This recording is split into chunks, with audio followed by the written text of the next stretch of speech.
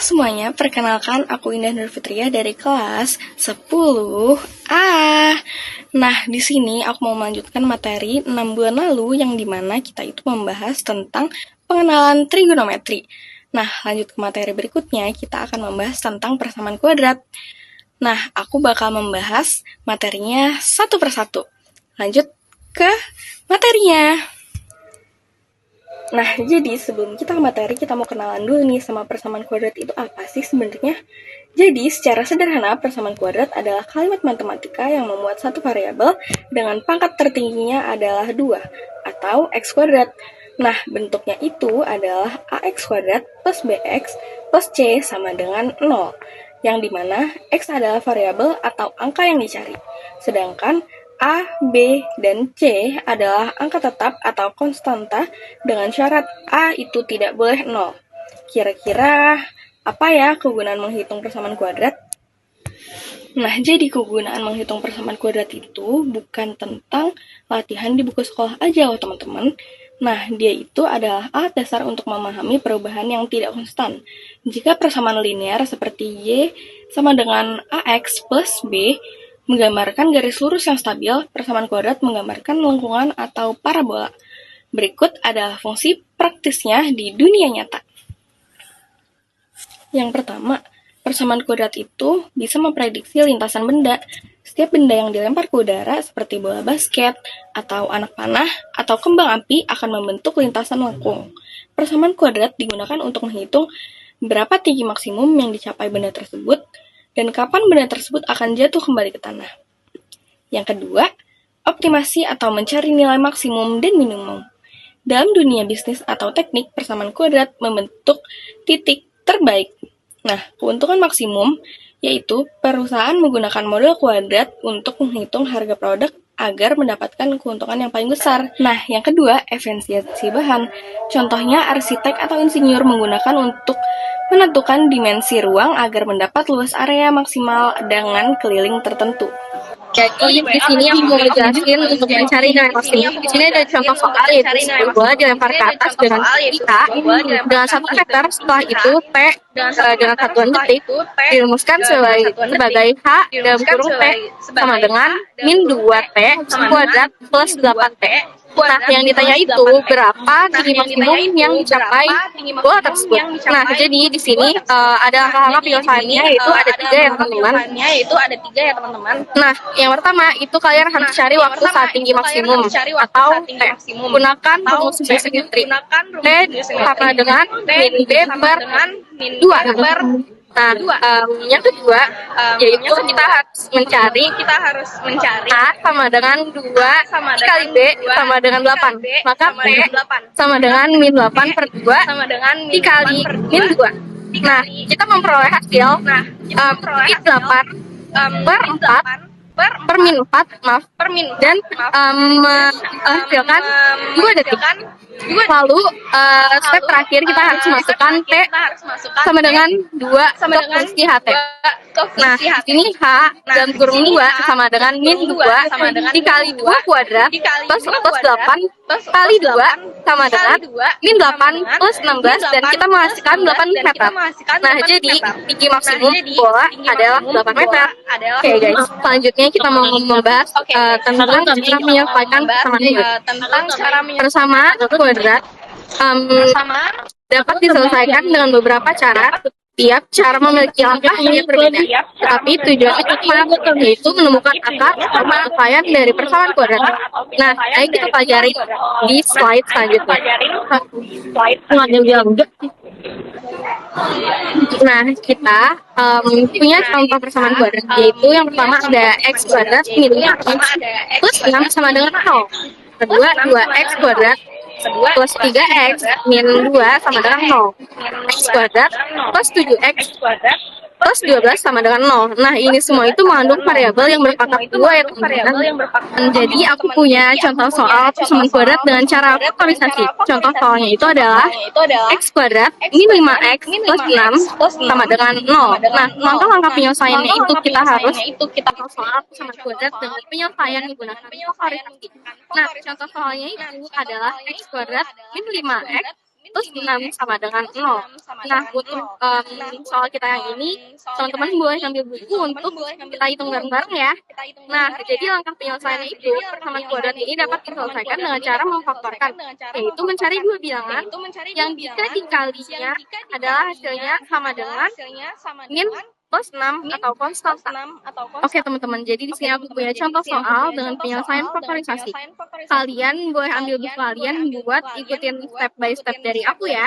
Nah, contoh soalnya itu adalah x kuadrat min 5x plus 6 sama dengan 0. Nah, langkah-langkah penyelesaian itu adalah persamaan kuadrat ini dapat diselesaikan dengan cara memfaktorkan, yaitu mencari dua bilangan yang jika dikalikan hasilnya sama dengan plus 6, yaitu konstantanya. Dan jika dijumlahkan, maka hasilnya min 5. Itu koefisien X ya, teman-teman. Nah, bilangan yang cocok adalah min 2 dan min 3. Karena min 2X, min 3 sama dengan plus 6. Dan min 2X plus maaf maksud saya min 2x min 3 sama dengan min 5.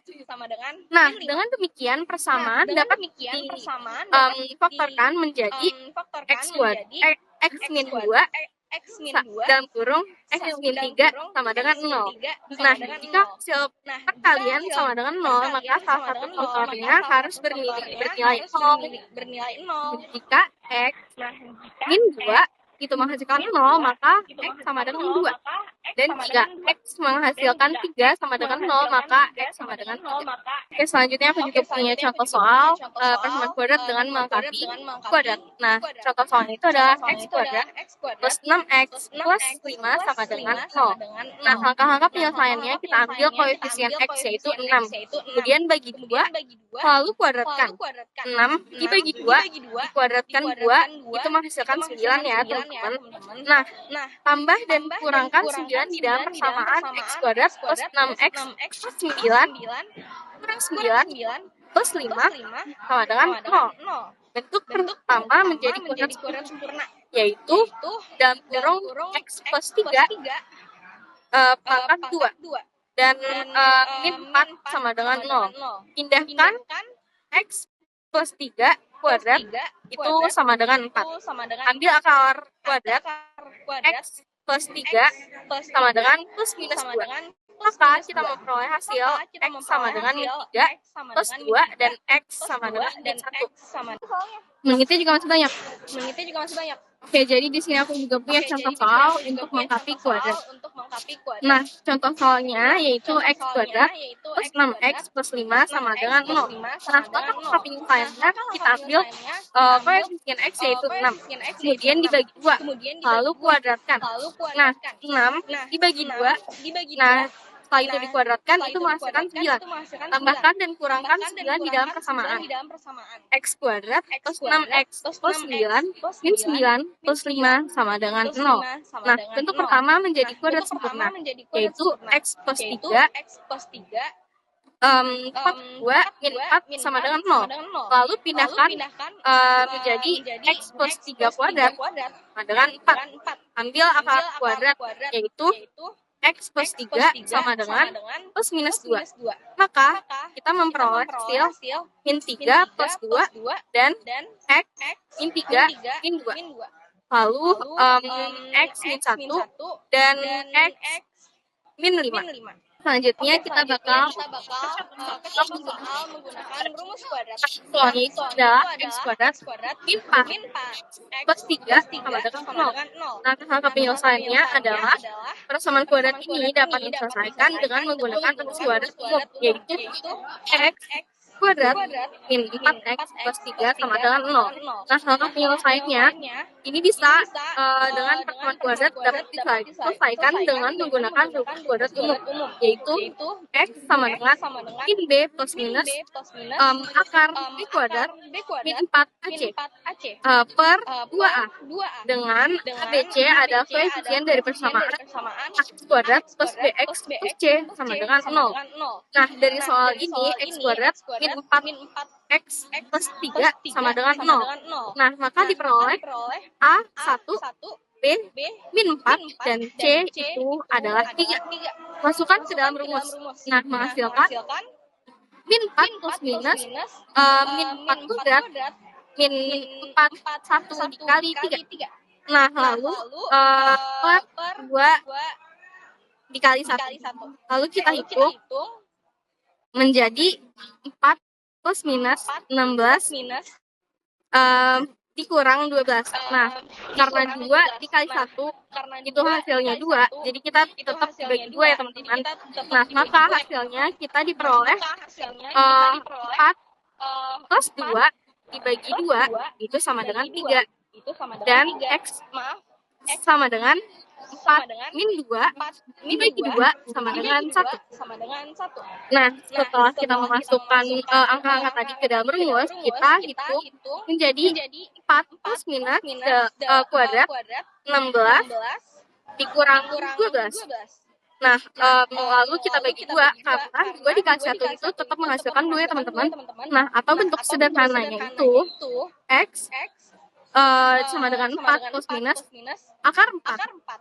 Lalu dibagi 2. Nah, maka menghasilkan 4 plus 2 dikurang dibagi 2 sama dengan 3. Dan X 4 dikurang 2 dibagi 2 sama dengan 1. Oke, jadi di sini kita lanjut ke materi diskriminan. Diskriminan adalah bagian dari rumus kuadrat yang berbeda di dalam akar, yaitu D atau kita singkat sebagai diskriminan sama dengan B kuadrat min 4AC. Diskriminan ini digunakan untuk menentukan jenis akar persamaan kuadrat. Kita selanjutnya mau ke materi diskriminan. Jadi diskriminan ini adalah bagian rumus dari kuadrat yang berbeda di dalam akar, yaitu D atau diskriminan sama dengan B kuadrat min 4AC. Diskriminan ini digunakan untuk menentukan jenis akar persamaan kuadrat. Jika D lebih dari 0, ada 2 akar real yang berbeda. Nah, jika D sama dengan 0, ada 1 akar real yang kembar. Nah, jika D lebih kecil 0, itu tidak ada akar real atau akar imajiner. Nah, ini aku ada untuk kalian kerja tulis kalian ya. Kalau kalian mau, kalian boleh tuliskan jawabannya di kolom komentar. Oke, jadi segitu aja penjelasan dari aku. Semoga kalian paham dengan penjelasan yang aku berikan tadi dan semoga bermanfaat buat kalian. Oke, jadi segitu aja video penjelasan dari aku. Semoga kalian ngerti dan semoga bermanfaat. Dadah!